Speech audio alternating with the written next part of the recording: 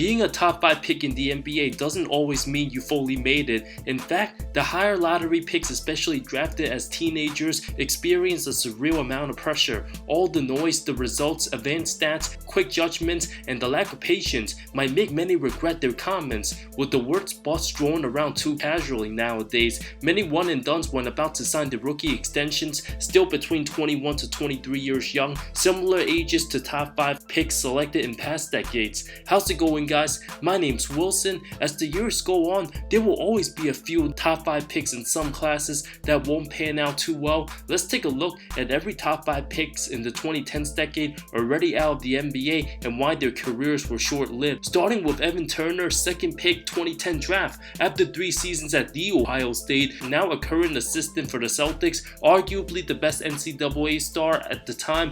Player of the Year, 6'6" small forward, a jack of all trades but a master of none, played 3 positions in college, bully smaller point guards, averaged over 20 a game, 9 boards 6 times as a junior, great efficiency compared to the likes of Brandon Roy. At the very minimum, Turner was going to be a good role player off the bench who can run an offense and use his size, but not being a naturally good outside shooter. The longer the 3-point line got in the NBA, the more Turner struggled, combined with his lack of speed and quickness. Turner not a big threat in any aspects. As a rookie, struggled getting playing time compared to his peers of Jody Meeks, Lou Williams, and Drew Holiday due to their abilities more suited for the league. As a result, Turner averaged just 9.7 points, 4.5 boards, 3.5 assists, a brutal 29% shooting from 3 for his career. After decent numbers in year 3, Turner looked like he could be a good starter. A fatal moment when traded to the Pacers, Frank Vogel didn't know how to use him. Viewed as a piece to help PG and David West, Turner and draftmate and Lance Stevenson both fought and butted heads, fighting for an extension, similar skill styles, even behind the scenes physical altercations.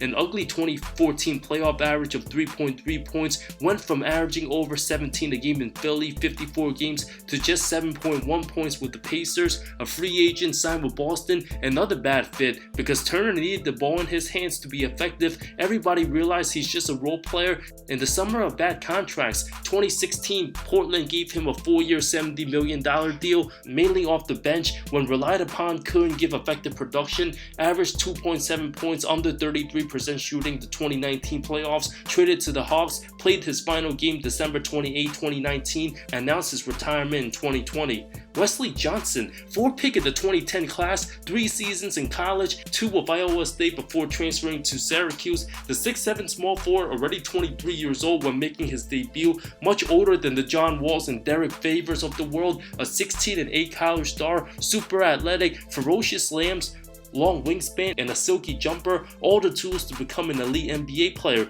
Johnson in fact turned out to be just the opposite, a below average player during his 9 seasons. Going to the Timberwolves didn't help him. A lackluster 9-3 rookie season, under 40% shooting each of his first 2 years, 6 points a game as a sophomore, maybe the worst starter at the time, tricked many scouts for his decent college 3-point shooting, 41%, had the NBA gushing over his offense, but many teams failed to see his 29 and 33% from 3 before playing at Cuse. Johnson picked over DeMarcus Cousins, a head scratcher. Even if DeMarcus went above him, Johnson would have been stuck with the Kings with the 5th pick, drafted way too high for a bad franchise when his ceiling was all along a role player, couldn't create his own shot, picked ahead of PG and Gordon Hayward, lacked handles, didn't have a strong feel for the game, failed to average above 10 points or over 3.5 rebounds in any seasons, career numbers of 7 points, 3 rebounds, 1 assist. All the positives in college didn't translate an ounce to the league. Best season with the post-Kobe Lakers. Johnson will sadly be known for one thing when people think of his name: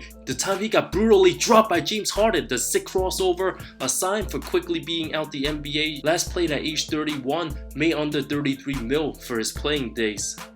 Derek Williams, the 2nd pick in the 2011 draft after a phenomenal season with Arizona. There were even debates on who should go first between Williams and Duke sensation Kyrie Irving. All the physical tools, great athleticism and size, being 6'8", a combo forward, fluid athlete, explosive. After a masterful 32-13 game in the tournament to beat Duke, his stock skyrocketed, but didn't help since He was picked by the Timberwolves, played second fiddle to Kevin Love, averaged under 9 and 5 as a rookie, many still unsure whether he'd be a 3 or 4 in the league. Not a great outside shooter, but just a little small for the 4 spot compared to the likes of 6'11 players like LaMarcus Aldridge and the Anthony Davis of the world.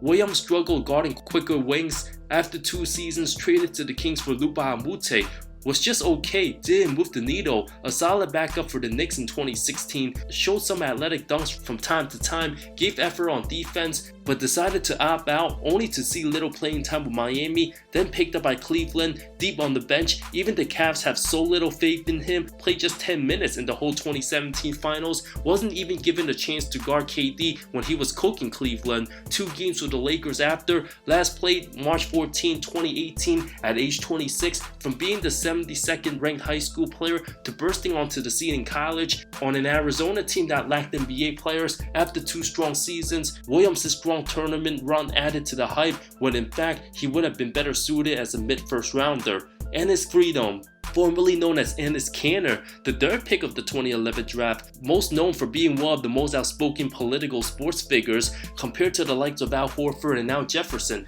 A physically strong post scorer, first 2 underwhelming seasons with Utah, but year 3 averaged 12 and 8, 7 seasons of putting up double-digit scoring numbers, a career per 36 of nearly 19 points, 13 rebounds, one of the most underrated rebounders for his era, has great footwork, can score on anyone in the paint, a monster on the glass for putbacks, but doesn't have a diverse post game and extremely weak on defense, can't guard the pick and rolls. The type of guy who can get you 20 points but easily give up 25. Spent time with the Thunder and Knicks, 2 stints with the Blazers, and 2 with Boston. After averaging 11 and 11 for Portland 2021 at age 28, Canner saw his minutes diminish, went from nearly 25 a game to just under 12 with the 2022 Celtics, averaged 3.7 points, 3.5 rebounds, traded February 10th only for the Rockets to waive him 4 days later. A heartbroken Valentine's Day gift, combined with being way too outspoken about other countries that have a lot of money in the NBA, outspoken about human rights, even called out LeBron James and Michael Jordan. Many strongly believe Canner was forced out of the league, trying to minimize distractions that would affect their pocketbooks. Canner does have strong points, although he's viewed as an average NBA player, but excellent on the glass. Now at age 29, more seen on political news networks over the last year, a career 11 and 8 guy. Canner's recent comments about Commissioner Silver won't do him any justice getting back to the hardwood.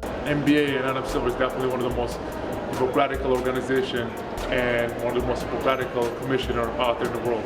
They stand up for things until it affects their money or business, and someone had to expose them, and someone finally exposed them and from first hand. So one last thing, so what do you say to other athletes who want to speak out and have a political voice? Do you have some courage? Michael Kidd-Gilchrist, 2nd pick 2012 class, the first time 2 college teammates went 1 and 2. To many surprise, MKG picked 2nd, caught many off guard over Bradley Beal. The Hornets and Michael Jordan's department, not the best taste in scouting talents compared to the likes of Gerald Wallace and Andre Iguodala, strong and aggressive attacking the rim, but seriously lacked a jump shot, not a creator. 68% of his NBA career baskets assisted despite the many weaknesses. Powerhouse Kentucky, a near perfect season, the best college team of the century. The excitement couldn't be contained despite Charlotte having the worst win percentage all time the year before, still couldn't lane Anthony Davis. A team with 6 NBA talents, Kentucky.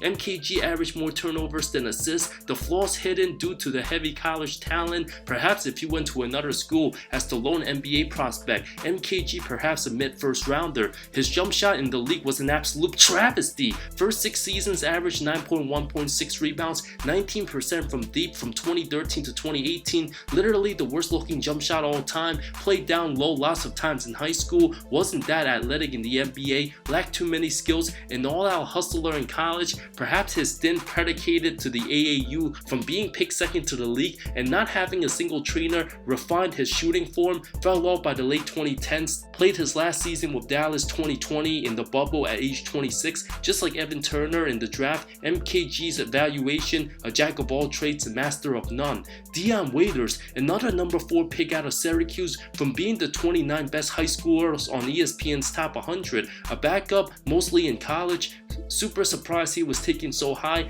Being non-lottery wouldn't have been too shocking for Waiters, but had upside, proven as a solid scorer, averaged above 15 a game his first 2 seasons on the bad Cavs team, empty stats, bad efficiency. After LeBron returned, Waiters traded to OKC mid-season. A bench guy, had his best years in Miami as a combo guard, caught fire at times. At age 25 with the Heat, averaged nearly 16 points, almost 40% from 3, but lacked consistency, resemblance of a poor man's J.R. Smith, but slowed down due to numerous injuries, the plain panic attack with the THC edibles, to not taking his career seriously enough. Start of the 2019-20 season, the beginning of the end, where the Heat did way better without him. After the panic attack on the plane, suspended for 10 games, almost costing him $1 million, and even lied to his team, calling out sick, to posting a picture on a boat, suspended again, costing him more money. All the distraction he's causing. Tried to bet on himself, more like betting himself out the NBA sooner, and that's exactly what happened. Traded to Memphis, then waived. At least Waiters got a happy ending after the Lakers signed him. Sat on the bench for the most part to see his team win the bubble title. Didn't play in the finals, but was eligible to win a ring on either team at 28 years old. Since Miami didn't miss his presence one bit, never got a call from another NBA team 2 years since the bubble. $67.5 million for his career. Seemed like Waiters was happy to be a millionaire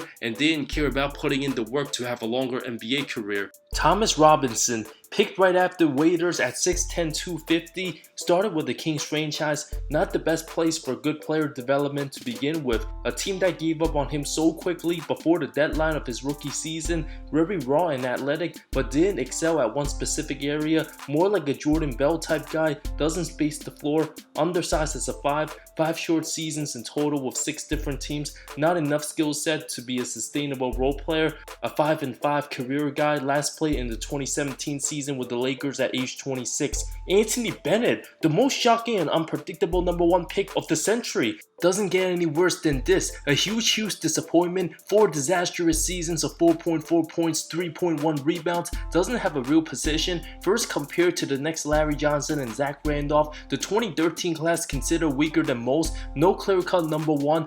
Brought out of his rookie contract after 2 years. Only a career of lowlights to remember. Amounted to heavy pressure. There still needs to be a huge investigation why the Cavs decided to take Bennett first and what they were actually thinking at the time. Missed his first 15 shots, folded quickly, never recovered, out the league by 2017. Last game, January 5th, was only 23. Jabari Parker. Sports Illustrated named Parker the best high school player since LeBron James. All the hype, the Parker-Wiggins comparisons, just as intense as LeBron versus Melo. Heading into the 2014 draft, viewed with superstar potential, polished scorer, similar size to Paul Pierce, super high expectations, was supposed to be the Bucks franchise player and do what Giannis is doing. But toward his ACL 25 games into his career, spent most of his second season getting into a rhythm, looked like a future all-star by year 3, 20.6 rebounds, but sadly toward his ACL again, the same left knee, just 21 at the time. Parker was never the same.